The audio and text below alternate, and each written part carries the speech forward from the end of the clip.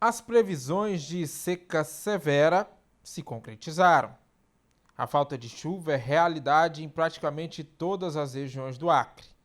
Fato que levou o governo do estado a decretar situação de emergência hídrica, reconhecido pelo governo federal na sexta-feira passada e publicado na edição do Diário Oficial da União de segunda-feira.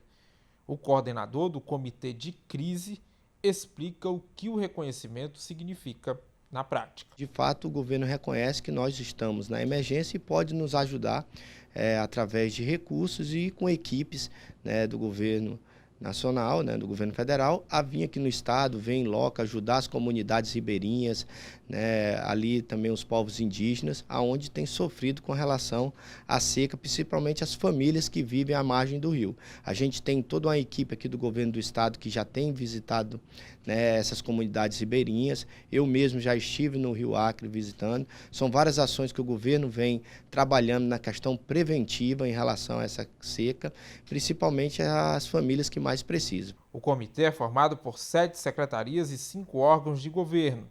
As reuniões ocorrem às segundas-feiras. A Defesa Civil Estadual é um desses órgãos. Nós discutimos ações que foram realizadas nos últimos 7 dias e traçamos um plano de ação para os próximos 7 dias. Cada secretaria presente na reunião mostra o que está acontecendo em relação às ações de sua pasta, que seja da agricultura, que seja do saneamento básico, que seja em relação às cotas do rio, do monitoramento em relação às chuvas, o impacto desse evento prolongado em relação à saúde das pessoas, às comunidades ribeirinhas, dos povos indígenas. Então, para os pequenos produtores rurais, qual o impacto está trazendo essa diminuição do volume de chuvas? De acordo com o levantamento da Defesa Civil Estadual, a situação dos principais rios do Acre era a seguinte na manhã de terça-feira. O rio Tarauacá, 3,54 metros. O rio Envira, em Feijó, 3,85 metros. O rio Juruá, em Cruzeiro do Sul, 4,29 metros. O rio Purus, em Santa Rosa, 2,80 metros. O rio Iaco, em Sena Madureira, 1,06 metros. O rio Abunã, em Plácido de Castro, 2,22 metros. Na capital, na manhã desta terça-feira, 17 de outubro, o nível do rio Acre era de 1,50 metro. Em 17 de outubro de 2022, o nível estava em 3,10 metros. Diferente da época de cheia, quando os impactos afetam principalmente a população que vive às margens dos rios e igarapés, na estiagem esses impactos são mais abrangentes, tendo em vista a falta d'água, a dificuldade na navegação, os problemas de saúde relativos às altas temperaturas e até mesmo o risco da falta de energia. Isso porque a maior parte da energia distribuída no Acre vem das usinas hidrelétricas instaladas no Rio Madeira, em Rondônia. Na segunda-feira, o rio do estado vizinho estava com 1,67 metros, uma das menores cotas em 50 anos, de acordo com a Agência Nacional de Águas, a ANA. Assim como o governo do estado do Acre, a Prefeitura de Rio Branco decretou situação de emergência.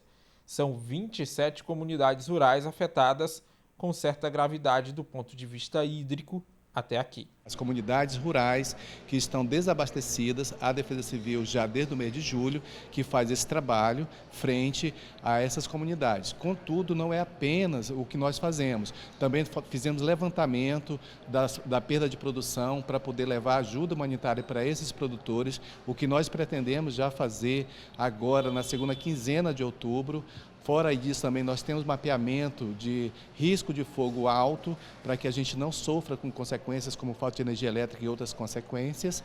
Fora disso a gente vê todo o panorama hídrico e o monitoramento que fazemos diariamente. O coordenador lembra que desde 2015, um nível igual ao registrado nesta terça-feira no Rio Acre ocorreu apenas em 2020. Não podemos esquecer que em abril deste ano, o Rio Acre alcançou os 17,70 metros 82 centímetros. O que não significa dizer que o ano de 2020 foi pior do que o ano de 2023. Nós temos que ver toda uma contextualização.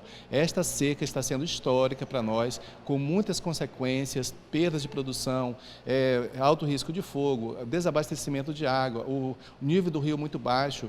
Então, tudo isso está sendo inédito agora em 2023, algo que não tinha acontecido antes ainda na história aqui de Rio Branco, com tanta situação grave que nós estamos passando em relação à ausência de chuva e escassez hídrica. Diante dos extremos apresentados nesta matéria, questionamos o coordenador do Comitê de Crise quanto a torná-lo permanente. Já nesse período de 3 meses, nós já estamos iniciando uma atualização do plano, né, de desastres aqui do estado do Acre, que envolve tanto os períodos da seca como o período da cheia. E essas equipes que fazem parte do comitê, as secretarias envolvidas, vão atualizar esse plano e, consequentemente, isso se torna um comitê constante, né, para atuar, né, nesses períodos de crise.